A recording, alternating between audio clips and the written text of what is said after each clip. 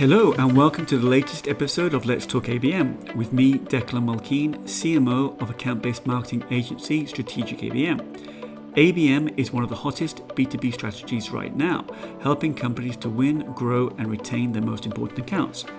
This podcast allows me to spend some time talking to account-based marketing leaders about their ABM programs and share their insights with other B2B marketers, wherever you are on your ABM journey.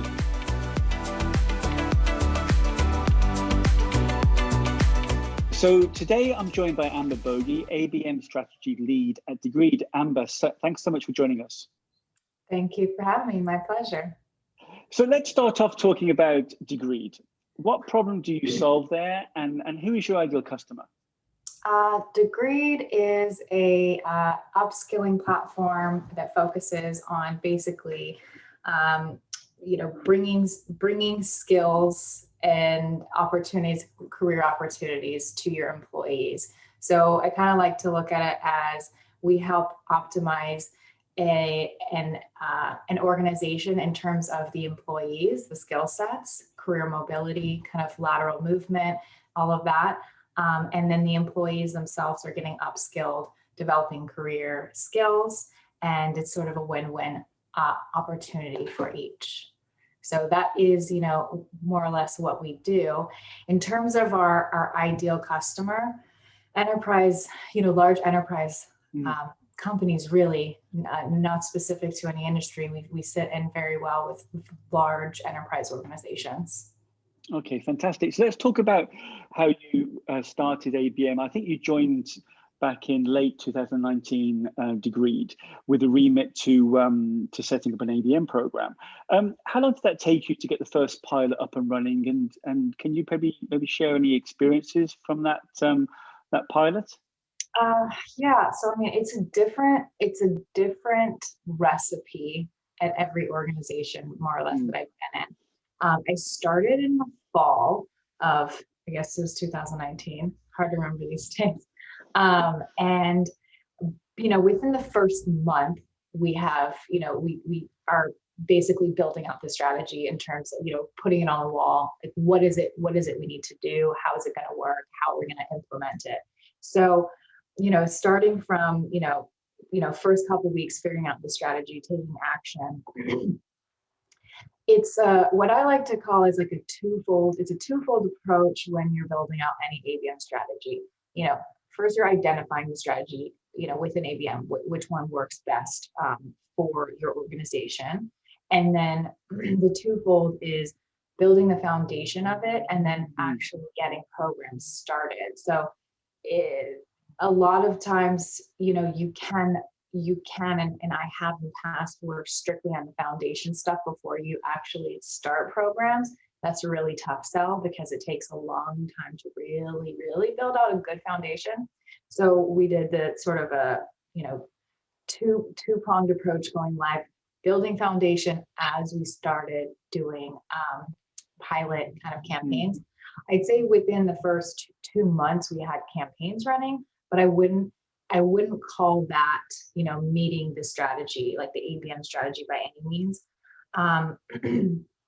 I'd say it was around maybe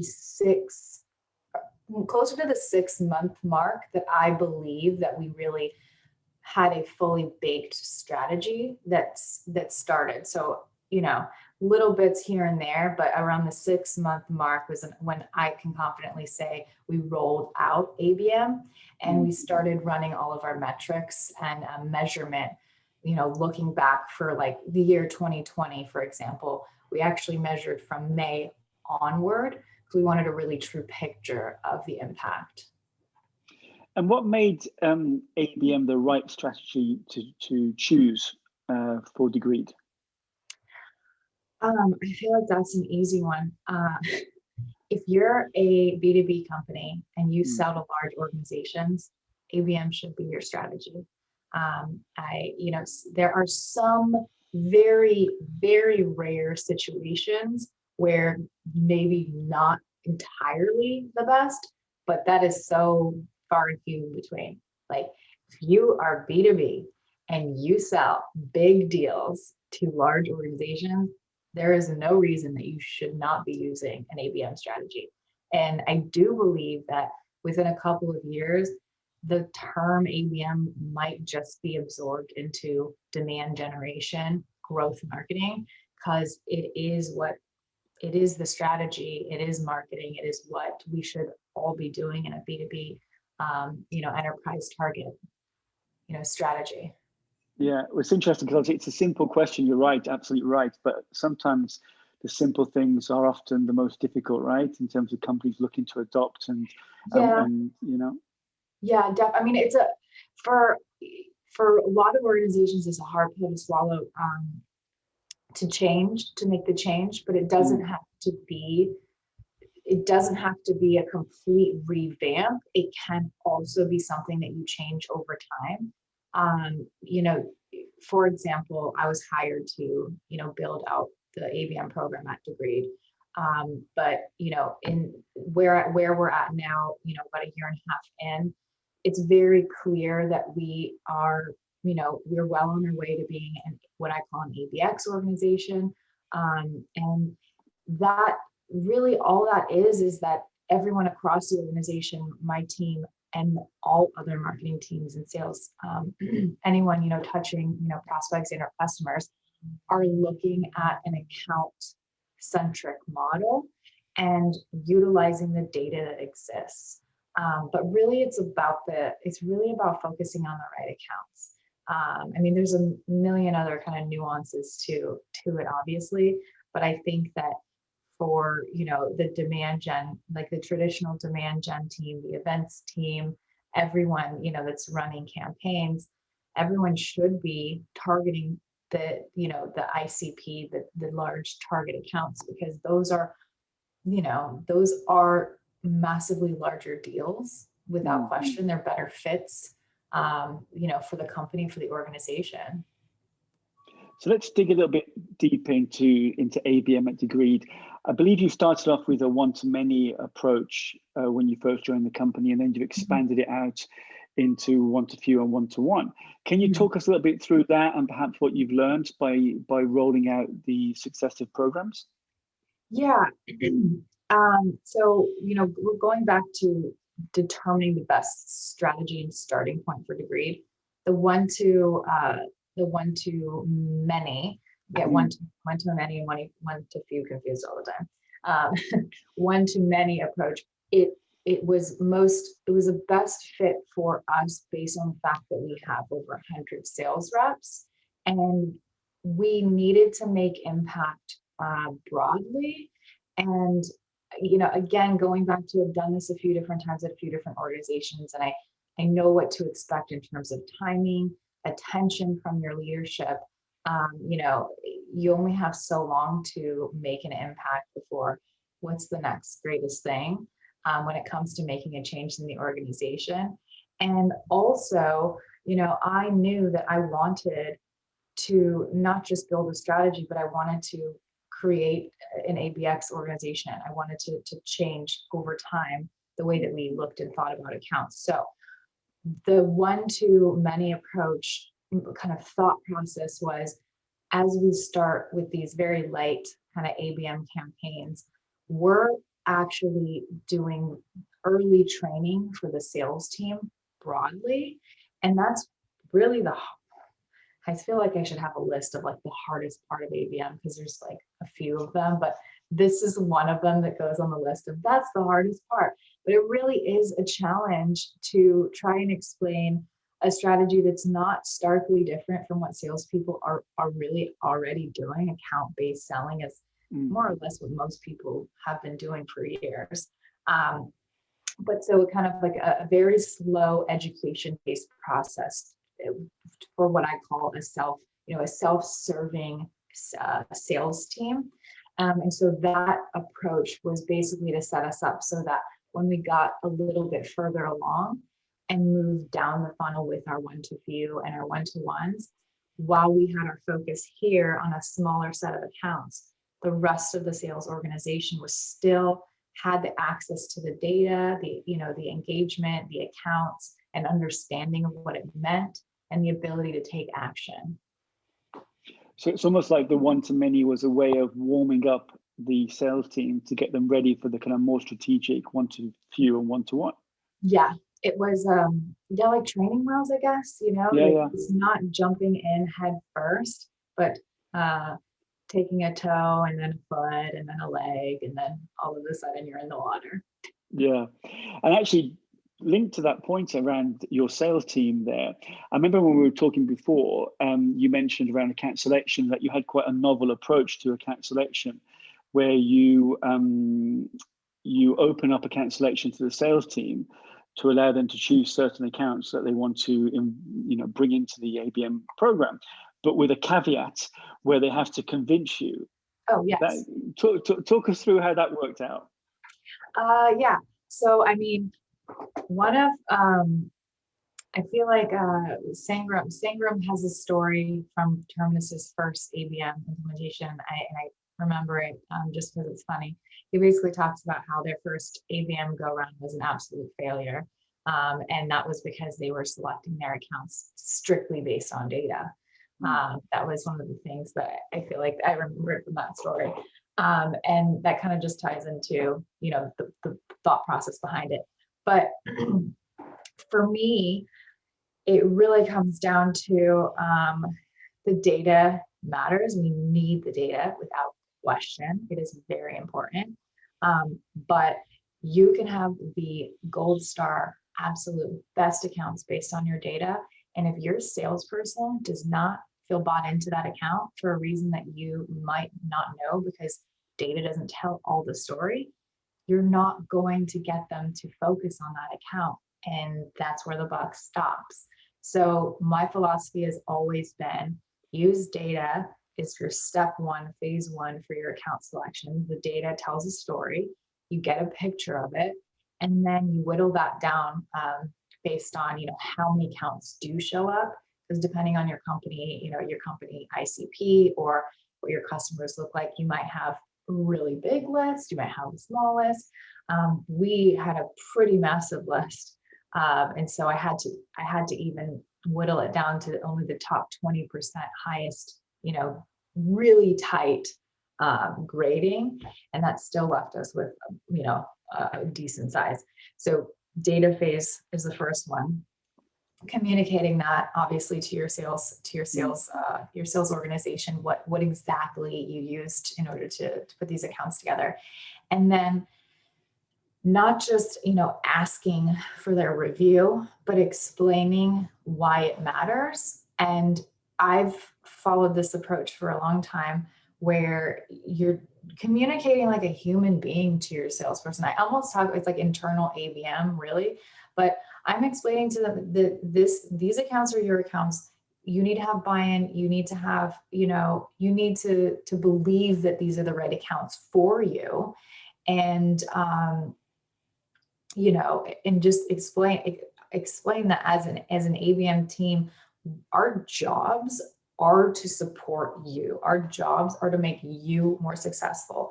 That is ultimately, I believe, what we're here to do. Yes, we're running campaigns. Yes, there's a lot more to it, but without that element, you're going to run into walls constantly. But kind of getting to the very the question that you asked, we have a system in place where if you do not want an account on your list anymore, you have to submit a business case. And the first part of that is it takes some time for a salesperson to do that.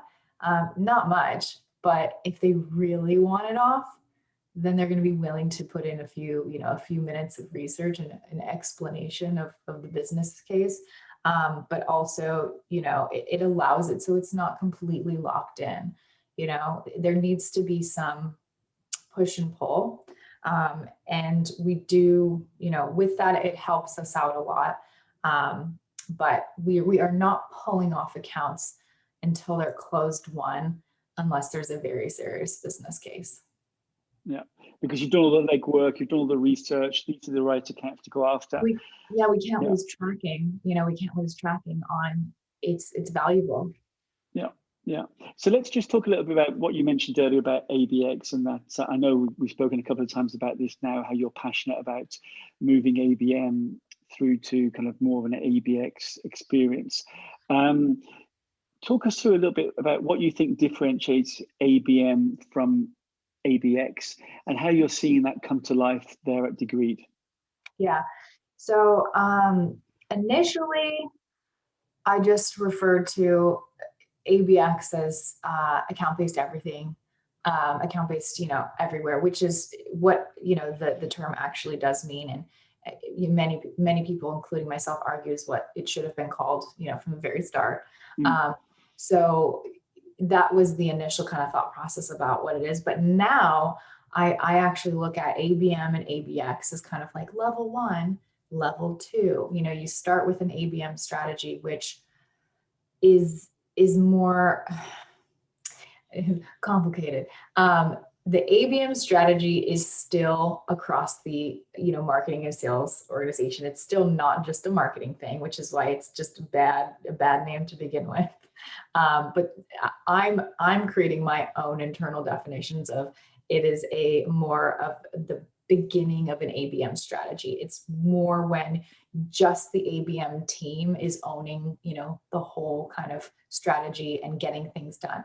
ABX to me is when you've passed that and you've gotten to the point where your team is still owning the strategy. You're still running, your campaigns, you're supporting the sales team, all of that.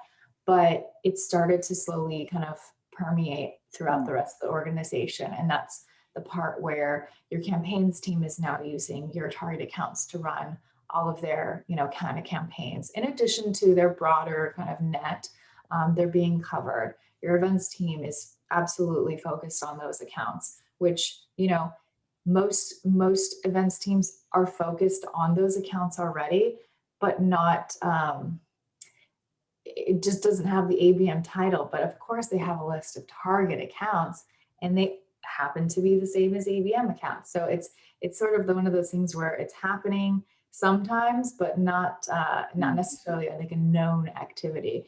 But so, it's just where the rest of the organization starts a more intentionally focusing on those target accounts. And it is less of a conversation about what are we doing for ABM? This is what we're doing for top of funnel. This is what we're doing for middle funnel. This is what we're doing, bottom of funnel. This is what the customer team's doing, events team. And then they're all around focused target accounts. That's kind of my definition of it. And we are definitely in the ABX, I would say early stages of ABX, where we are definitely have several teams focusing on those account lists. And it's been really fun actually to be partnered with our campaigns team, which is more of our traditional demand gen team. We're actually running a campaign together to a list of target accounts. And so it's going to have, your more traditional top of funnel, and then it's going to move through the ABM kind of style campaign experience. And that is another layer of what ABX is, how you're leveraging all marketing strategies and focusing on those target accounts. So in effect, that all teams are orbiting around the accounts, basically. I guess there are satellites orbiting around a planet. So let's just talk about the building blocks of an ABM strategy. Account selection, value proposition, account experience, etc. Where would you say that you invest most of your time or more of your time there at Degreed? I'd say the majority of our time has been spent on sales enablement. And I call it sales enablement. I really think that ABM, they are a function of sales enablement. I think that it's almost been a missed thing that gets talked about, that it is absolutely, a massive part of the strategy. And as I have more experience in this world and, more time and more thoughts develop, I start to have, new ideas about, okay, no, this is this is actually what it is. I do firmly believe that, the biggest hurdle in a lot of ways is the enablement side of things. We all know that, the number one failure of account-based marketing is the lack of collaboration between sales and marketing, right? But what I've been talking about recently is we're marketers. We know how to run campaigns. Like that is obviously a very large part about your ABM strategies. You're running your campaigns, but it is way beyond a single campaign. It's way beyond just a campaign strategy. And that part, I don't want to say is easy, but what I do say is we are marketers. We know how campaigns work. We know we have the thought process. We know how to improve, to iterate, to test, to try new things. That part is like bread and butter. We know. The part that we need to be better at is supporting how sales works, communicating in a way that works for them, thinking about the processes, because we could hand off 1 million MQAs and we can help, get so many meetings. But what happens after the meeting? The whole sales cycle. And that's the part that gets the deal done. So how are you supporting your sales team? How are you, allowing them to improve their sales, experience? What tools are you providing them? What pieces of content, what sort of ways of thinking in terms of, creating a content journey experience, thinking more, deeply about, the pain points and the value selling. It's really dependent on your sales organization and how they operate and how mature they are, how much is your actual sales organization investing in the salespeople. Fortunately, we are very parallel with what's going on with our sales team, getting, some trainings on certain things that are very much in alignment with what ABM is. It just has a different name. No, it's funny you say that, because a lot of the conversations that we have with our clients is very similar to what you're actually doing there at Declan, in terms of many companies do ABM very much from a marketing point of view. So they get all the campaign ready, they get it all out. It all looks marvelous. It goes through all those passes and all those steps. But then sales are brought in, sales are made aware, that kind of first attempt at alignment is there. But then sales, as you said, there's the other half of the coin is what happens from the moment that the qualified account comes into the right moment in the level of engagement.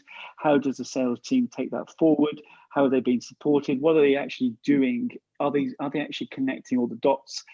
And invariably, the case is that they're not. And so we work very hard with our clients in a very, very similar vein to yourselves, in trying to make sure that everything is connected from the very beginning all the way through, even past close.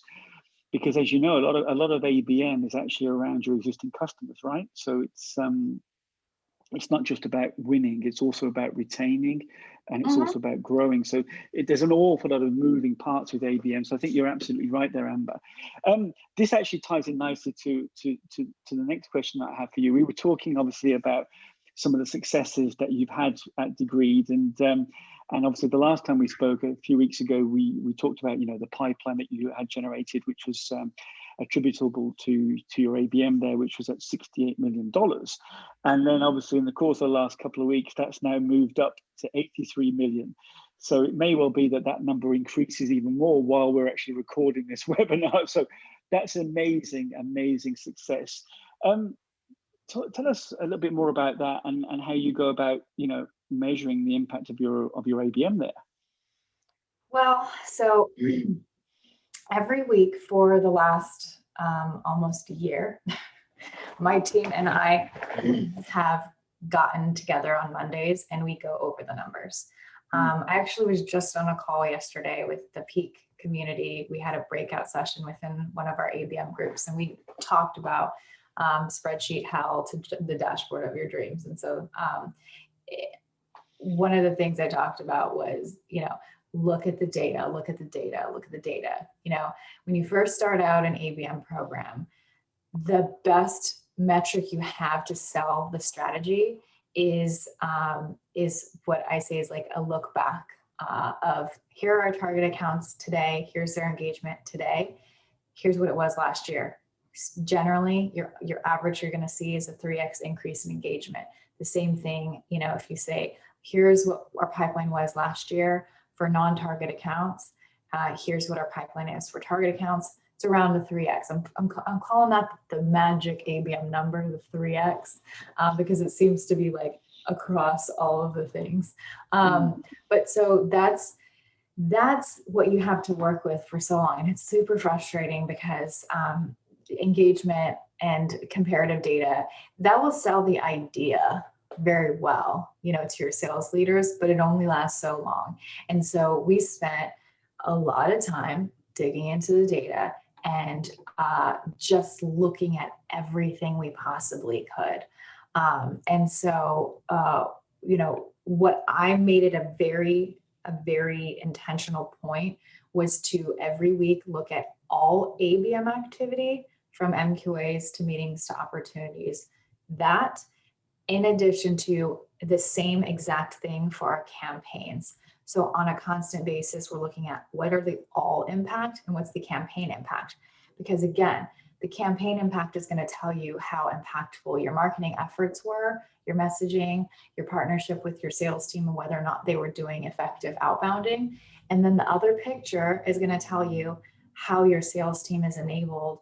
They're focusing on the right accounts. And it's just grown, on both sides. I'd say the easier thing was the all ABM.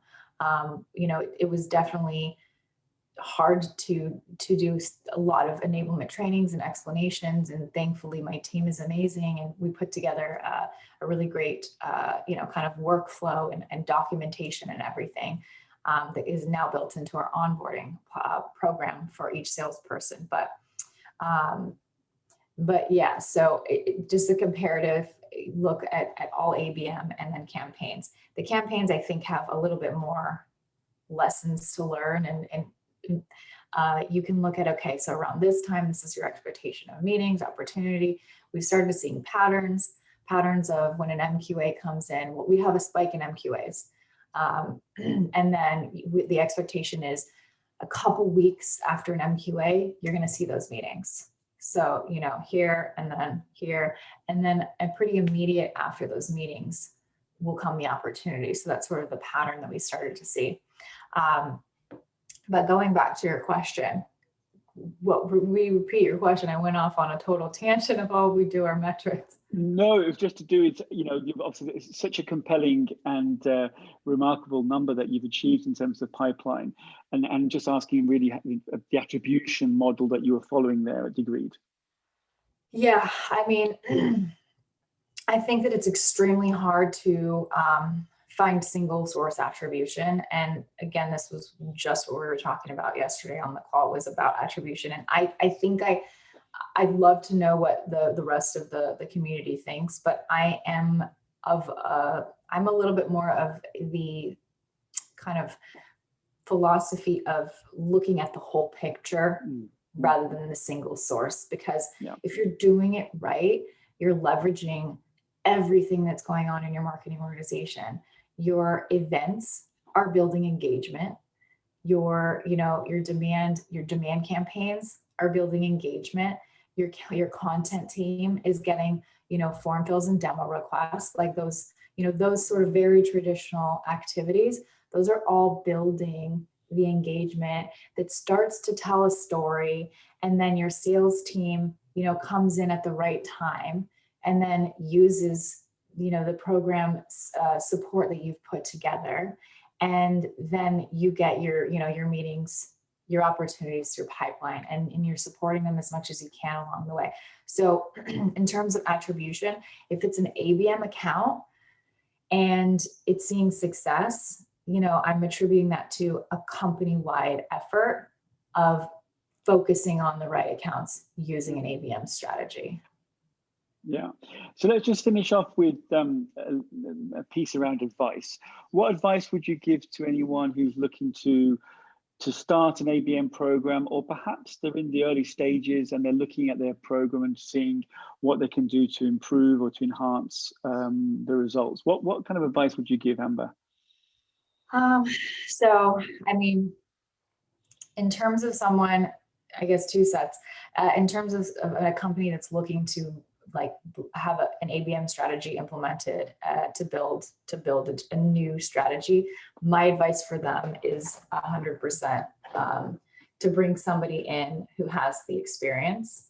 I think that you'll be set up for more success. It's already hard, and I've done it I think 4 different times.